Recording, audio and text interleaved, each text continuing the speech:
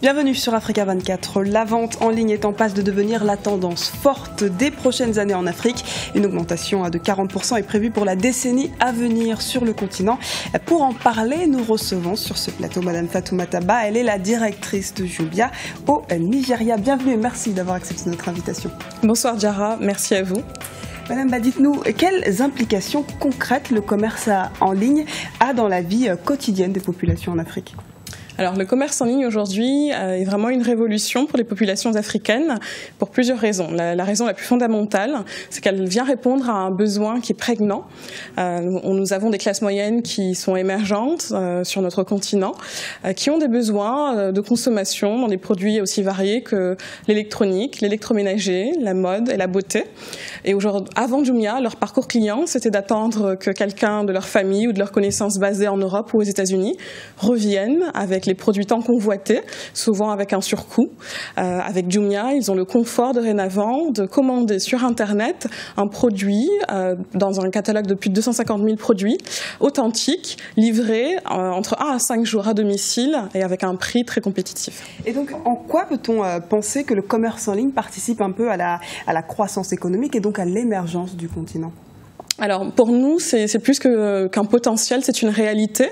On peut partager par exemple, ne serait-ce que les chiffres de création d'emplois.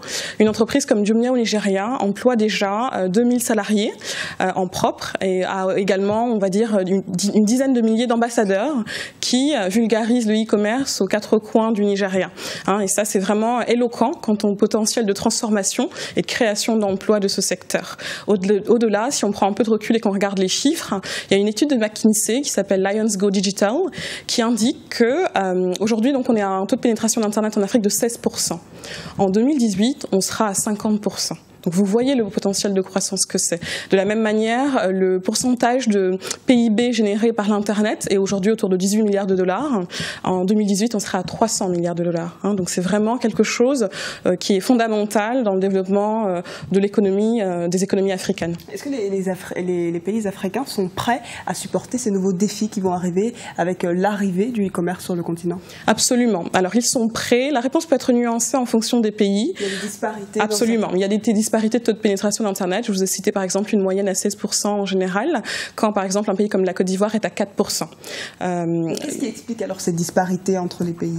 Alors souvent ce sont des questions d'infrastructure, donc où les pouvoirs publics ou les opérateurs télécoms investissent pour développer des réseaux qui permettent d'avoir accès à Internet. Et ça c'est une première question. La deuxième question c'est le mode d'accès. Lorsque les chiffres que je vous donne sont plutôt des chiffres de connexion depuis quelqu'un qui a une connexion, on va dire traditionnelle, à domicile. La réalité c'est que nous autres Africains, nous sommes très débrouillards. Nous avons des cybercafés, nous avons des personnes qui se connectent depuis leur lieu de travail. D'ailleurs, c'est très, pour l'anecdote, nous avons énormément de clients qui se connectent entre 11h et 15h sur leur pause déjeuner lorsqu'ils sont au travail, parce qu'ils n'ont pas accès à Internet chez eux. Et enfin, il y a quelque chose qui vient nuancer cette contrainte du taux de pénétration d'Internet fixe, c'est le mobile. En Afrique, c'est vraiment le continent où le mobile connaît un essor fulgurant. Et on a coutume de dire en Côte d'Ivoire, par exemple, qu'il y a plus de téléphones mobiles et de smartphones maintenant que d'Ivoiriens. Et c'est vrai que c'est une réalité. La success story mondiale du mobile paiement, d'ailleurs, ne se situe pas aux États-Unis ou au Japon. Elle se situe au Kenya avec M-Pesa. Et c'est ce qui est intéressant, justement, avec le nombre de mobiles qu'il y a sur le continent. Il est très important, mais le taux de pénétration sur Internet est, lui, faible. Et donc, comment arriver à corréler un petit peu les deux pour inverser la tendance du e-commerce, plutôt augmenter la tendance du e-commerce sur le continent? Alors justement, en fait, une première partie de la question ou de la réponse réside dans les investissements des pouvoirs publics ou des opérateurs télécoms. La deuxième partie réside, on va dire, dans notre capacité à innover et à nous rapprocher et on va dire contourner cette fracture numérique. Avec Jumia, pour vous donner des exemples concrets, on le fait de manière assez simple. Alors bien sûr, on peut commander sur Internet, on peut commander d'une application mobile, d'un site mobile. On peut aussi commander par téléphone, du lundi au dimanche, de 8h à 20h. Et enfin, on peut aussi commander dans certains pays en se rendant dans une agence partenaire, par exemple en Côte d'Ivoire ou au Nigeria. Et donc là, on s'éloigne un petit peu du e-commerce. Alors, si vous voulez, Jumia, c'est une entreprise de e-commerce. Et derrière la notion de e-commerce, vous avez autant la notion d'Internet que la notion de distribution de produits. Et ce qu'il faut savoir, c'est que pour beaucoup de nos clients, c'est leur première expérience de l'achat en ligne. Donc, in fine, ce qui les amène à nous, ce n'est pas tant une envie de découvrir l'Internet qu'un besoin de consommation d'un produit.